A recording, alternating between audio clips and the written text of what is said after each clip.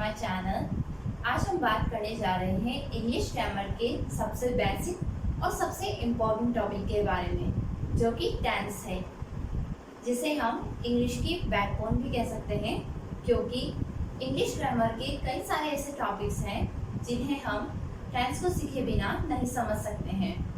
अब बात आती है कि टेंस क्यों ज़रूरी है, why do we need tense. तो टेंस ज़रूरी है क्योंकि अगर हमें कोई भी सेंटेंस करेक्टली लिखना है या करेक्टली बोलना है तो हमें टेंस की बहुत ज़्यादा ज़रूरत होती है, ठीक है। लेकिन अब बात आती है, नेक्स्ट क्वेश्चन जो आता है वो ये है कि सेंटेंस क्या होता है, व्हाट इज सेंटेंस, ठीक है। तो सेंटेंस क्या होता है, a group of words which makes complete sense, ठीक है। ग्रुप ऑफ वर्ड्स जो कि एक complete sense they, like if I am saying I am playing guitar, okay, मैं गिटार प्ले कर रही हूँ, तो ये एक पूरा कंप्लीट सेंस दे रहा है, ठीक है। तो ये सेंटेंस कहलाएगा।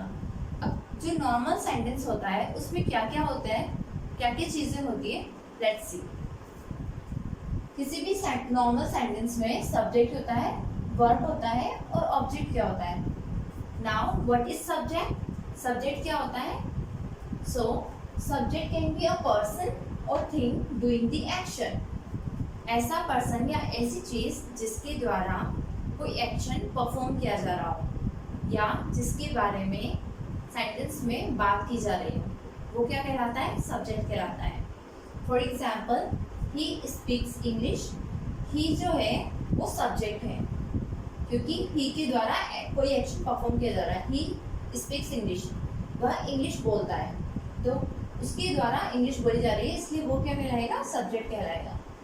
In the second sentence, she is a teacher, she जो है वो सब्जेक्ट है क्योंकि शी के बारे में बात हो रही है, वह टीचर है, ठीक है। सब्जेक्ट सिंगुलर भी हो सकता है और सिंगुलर सब्जेक्ट प्लूरल भी हो सकता है। ही, शी, इट, देम, ये जो है वो सिंगुलर सब्जेक्ट्स हैं। ही जो है, हम जब किसी लड़के के बारे में बात होती है तो हम यूज़ करते हैं ही, जब किसी लड़की के बारे में बात होती है तो हम यूज़ करते हैं शी, और जब किसी नॉन लिविंग थिंग या एनिमल्स के बारे में बात होती है तो हम यूज़ करते हैं इट, ओके। और नेम, जो किसी एक पर्सन के बारे में बात हो रही है, लाइक राम, श्याम, तो वो भी सिंगुलर सब्जेक्ट कहलाएगा। अब प्लूरल सब्जेक्ट में आई, वी, यू, दे या फिर किसी के names like Ram and Shyam, more than one names आ रहे हों तो वो भी प्लूरल सब्जेक्ट कहलाएगा, ठीक है। आई को हम एज अ प्लूरल मानते हैं इन इंग्लिश में, इसलिए इसे प्लूरल कैटेगरी में रखा गया है।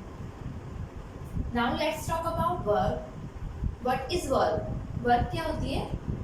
वर्ब एक ऐसा वर्ड है जो कि एक्शन शो करे या फिर स्टेट शो करे, ओके।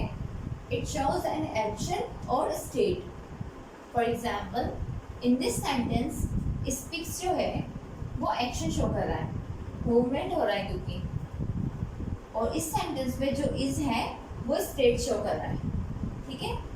अब जो वर्ब है वो भी दो तरह की होती है, हेल्पिंग वर्ब और मेन वर्ब। हेल्पिंग वर्ब जो है आप ऑलरेडी जानते हैं, like is, am, are, was, were, has, have, etcetera. और मेन वर्ब है लाइक खाना, पीना, कपड़े धोना, ये सब जो है वो मेन वर्ब्स कहलाती है। जैसे इन इंग्लिश वी से ईट, ड्रिंक, वॉश, टॉक, ओके, ये सब जो होती है वो मेन वर्ब होती है क्योंकि इनके द्वारा एक्शन परफॉर्म हो रहा है। अब जो है मेन वर्ब की भी फॉर्म्स होती हैं, जैसे first form, second form, third forms, और ये जो फॉर्म्स हैं ये हमारे टेंसेस में बहुत काम आने वाली हैं क्योंकि टेंसेस में अलग अलग टेंस में अलग अलग फॉर्म्स यूज होती है वर्ब की, ठीक है। तो हमें वर्ब्स याद करना बहुत ज़्यादा इम्पोर्टेंट है। For example, eat, ate, eaten, ठीक है। तो अब ईट की जो वर्ब फॉर्म्स हैं वो तीनों अलग हैं बिल्कुल, तो ऐसी फॉर्म्स जो बिल्कुल अलग अलग होती हैं, डिफरेंट फॉर्म्स होती हैं, उन्हें हम बोलते हैं इरेगुलर वर्ब्स, ओके। और ऐसी वर्ब्स जो कि सेम पैटर्न फॉलो करती हैं, लाइक या फिर जिनकी एंडिंग डी या ईडी से होती है, वो कहलाती है regular verbs. Got it? Now let's talk about object. What is an object? Object क्या होता है? ऑब्जेक्ट वो होता है जिसके साथ काम होता है, जिसके साथ कोई एक्शन होता है, ठीक है, तो वो ऑब्जेक्ट कहलाता है। For example in this sentence he speaks English, तो काम किसके साथ हो रहा है? इंग्लिश के साथ हो रहा है, तो ये क्या है? ऑब्जेक्ट है,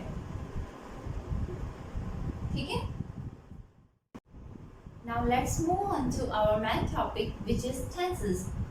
What is tense? Tenses are simply the way we talk about time. Okay? So, if we are talking about the past, the present or the future, we need to use tenses. अगर हमें बताना होता है कि कौन सी चीज़ कब हुई है, तो हम यूज़ करते हैं tense का, ठीक है। Now there are three main tenses: present, past and future, ठीक है। अब प्रेजेंट टेंस क्या होता है?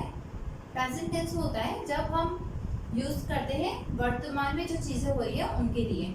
जैसे मैं कपड़े धो रही हूँ, ठीक है, तो ये क्या हो गया? प्रेजेंट टेंस हो गया, क्योंकि ये काम प्रेजेंट टाइम पे हो रहा है।